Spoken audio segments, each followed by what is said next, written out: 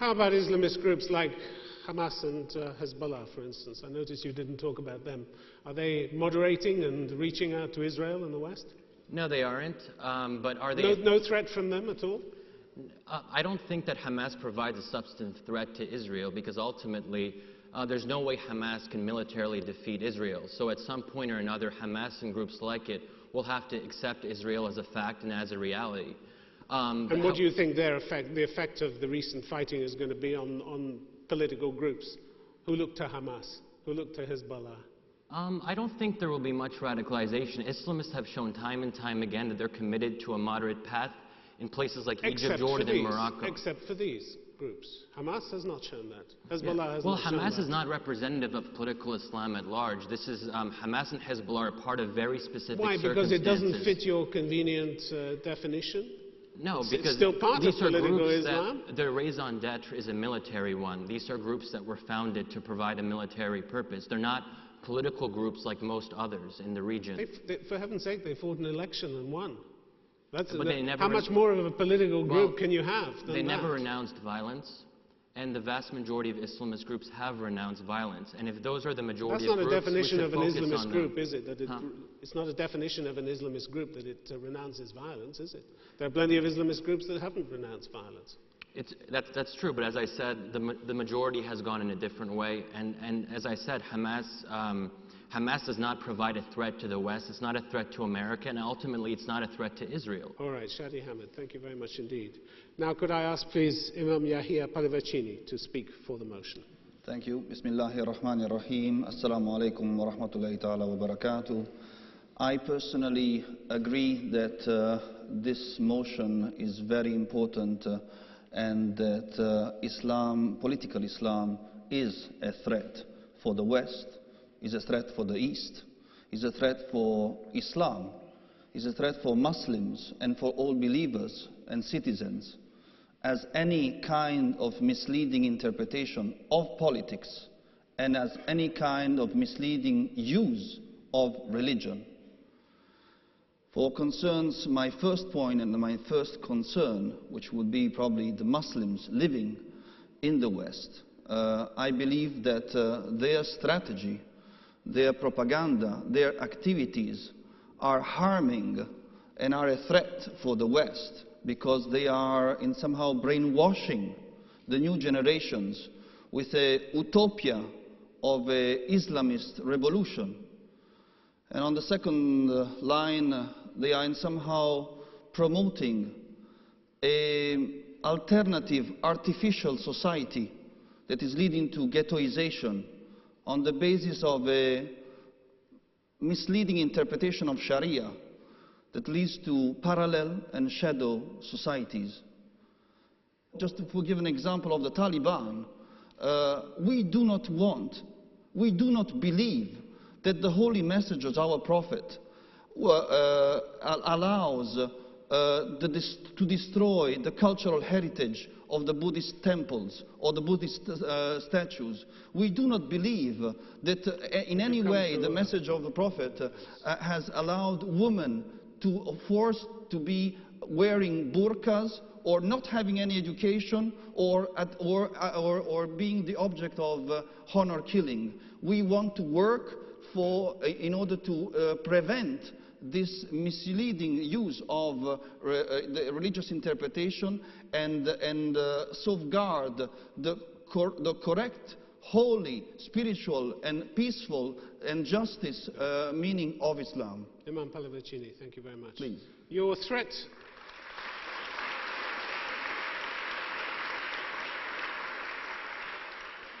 from political Islam seems a little vague. People are trying to brainwash other people. People are promoting an alternative society. That's a pretty vague threat, isn't it? I don't think so. Does this worry you so much? It worries me because I see... All around the world, people are promoting alternative societies. People are trying to get their ideas across. It's not always brainwashing, is it? But just because people want to politicize Islam, why is that such a threat? No, this is misleading the sacred principles of a religion, trying to legitimize violence in order to have a homologation of society. It's not always promoting violence, is it, political Islam? Well, it may be promoting a caliphate, it may be promoting a Sharia law, it may be asking Muslims not to participate in the democracies in which they find themselves. But it doesn't have to be violence, does it? No, to promote Sharia law out of its context is a misleading use of Sharia, as the Sharia courts and the Sharia schools in the Taliban region. But it's not much of a threat, is it? No, this is a threat because if you think that women are prevented in education in the Sharia schools in Afghanistan from the Taliban regime, this does not correspond to Islam. This is political Islam, and we do not want those kind of schools, those kind of risks for our women, sisters, and citizens in the West. This is a threat, and honor killing is a very concrete example as any kind of misleading interpretation where apologetic idealization of Islam is actually taking the place of a true spiritual dimension where Islam, as all other religions, have taught believers to cooperate and to be educated and to try to help each other for a better future for humanity. All right. And this is not the agenda of political Islam. Imam Pallavicini, thank you very much Sorry, indeed. thank you. Now please let me ask Sarah Joseph to speak against the motion. I begin in the name of God, the merciful, the most kind. Assalamu alaikum. All bombs and bogeymen and agendas and monopolies, aren't they scary? I'd be scared if I believed it. I'm against this motion because simply it creates a simple binary struggle between political Islam and the West, as if there is one single entity which is political Islam and one single entity which is the West. Graham Fuller, Vice Chairman at the CIA, he said, you know, Islamism includes Osama bin Laden and the Taliban and moderates and liberals. In fact, it can be whatever Muslims want it to be. It can be whatever we want it to be, whatever we choose to define it. I'm English, I'm British, I'm part of the West. I'm not threatened by people for whom faith and politics are connected, richly, passionately. Politics and faith have always played an important part in my life, first as a Christian and for over 20 years as a Muslim. I'm not scared of people who talk politics and religion. I grew up with the words of Gandhi. Gandhi said, "Those who say religion has nothing to do with politics do not know what religion is." Islam has something to say and something to offer in our lives today, including the political arena. Why should we be excluded from it when we have Christian Democrats, when they're allowed and Christians are allowed to bring faith and their religion together? Why should we be excluded? Feeding the hungry is a religious exhortation, but it's also a political act. Protecting the orphan is a religious exhortation. It's also a political act. Speaking for the oppressed is a religious injunction. It's a political act. Speaking to the oppressor, which is what so many of these Muslim groups are actually doing, is a political act. And they are perhaps sustained by their faith in speaking to so many. Reject this motion and instead embrace this opportunity which we have tonight, an opportunity we have to the global political discourse as Muslims, on those terms and generated by our faith, and let us be the change that we want to see in the world.